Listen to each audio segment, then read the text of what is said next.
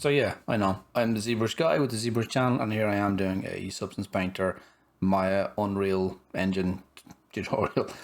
So I know nobody's asking for this, but I'm going to do a very quick tutorial on setting up materials from Substance Painter and getting them into Unreal Engine correctly.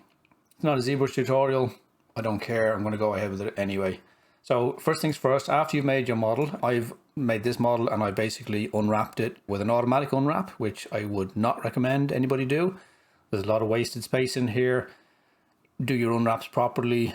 This is just me doing this for the sake of it. I don't really care. So for purposes of just getting this done, I'm just doing an automatic unwrap.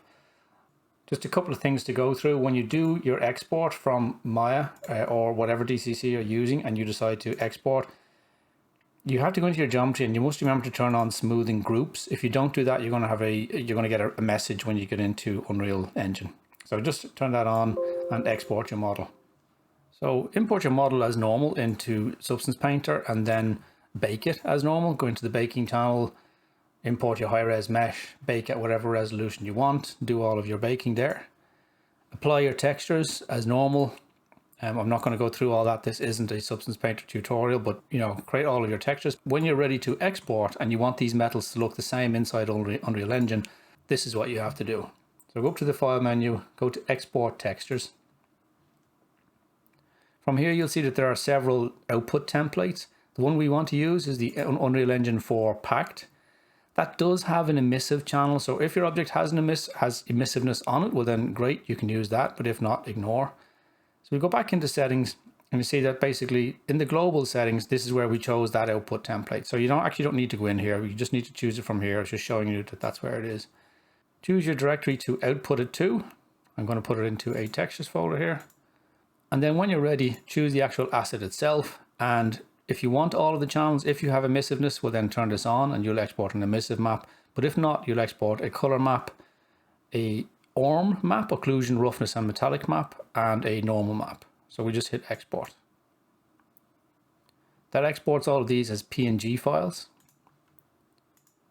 So next we launch Unreal Engine. I'm just going to go to games and I'm going to create a blank project. So this project has started. I'm just going to create a new level here and I'll create a basic map. So it's going to set up a basic lighting system for us with a floor and not much else. So from here, we're actually going to import our model. We exported it as Flamethrower Low. So I'm just going to click and then drag and drop that into the Unreal Engine. When you do that, it's going to default saying create new materials. That's fine. We'll leave that on and just hit import. The model should now be created. You can just click and drag it into your viewport and press F to frame. I'll zoom you in and you can place it wherever you want in your scene.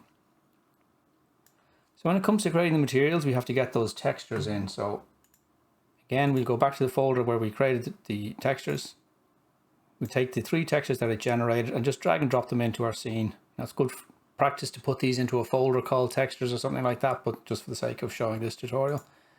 Once we've done that, these textures are in and it will have taken the normal map and basically tagged it as a normal map, which is fine. But the one thing it didn't do is change this map from sRGB to RGB. So if you double click on this, it'll open up a new window. And inside that window, you can see the sRGB is turned on and we need to turn that off and just hit save. What that'll do is basically each of these channels here, the red is your occlusion map. The green on its own is the roughness map. And the blue is the metallic map. So you want that as linear color space. Once you're ready to go, we can double click on our material. That will open up our material editor. We can select our texture node and delete that. And then just drag and drop our 3 texture nodes down here and bring them in. So our diffuse map goes into our base color. If you hit apply, you should see it immediately apply onto your model over here. We're going to take our normal map and we take the RGB and plug that into the normal. And again, if you hit apply, you'll see that will update. There's not much of a change, but that will update there. And the big thing here is this map. So if you had not changed that to RGB, you'll notice that your texture map is set to color. This map will by default be set to color if it's sRGB. So if it's not, you need to change it to linear color. So by turning off that sRGB checkbox and making it that, before we even dragged it into our material editor, it will automatically change this to linear color for us. So just make sure that that's on. And the way to remember this is an O or M map, or I like to remember as ORM. What order was that again? So red, that it almost goes bottom to top. Red is your ambient occlusion, green is your roughness, and blue is your metallic. So they're almost the opposite direction. Red is the bottom, green is the middle, and blue is the top, if you think of it that way. So once we apply this now, we can close this.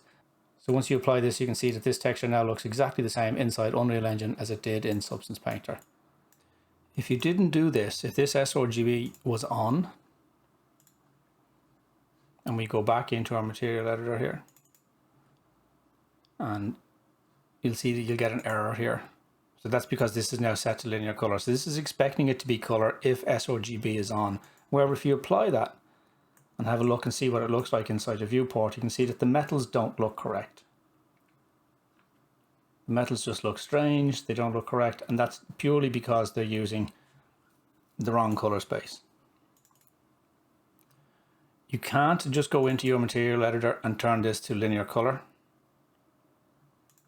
By selecting this and changing this to linear color, you're going to get an error. You must also at some stage turn off sRGB here and then save the map. And that's the only thing that's going to rescue that. So I hope this tip helps, and as usual, don't forget to click like and subscribe for more ZBrush tutorials rather than this stuff. This is more just a reminder for myself even in the future that this is how this stuff works. All right, cheers, bye.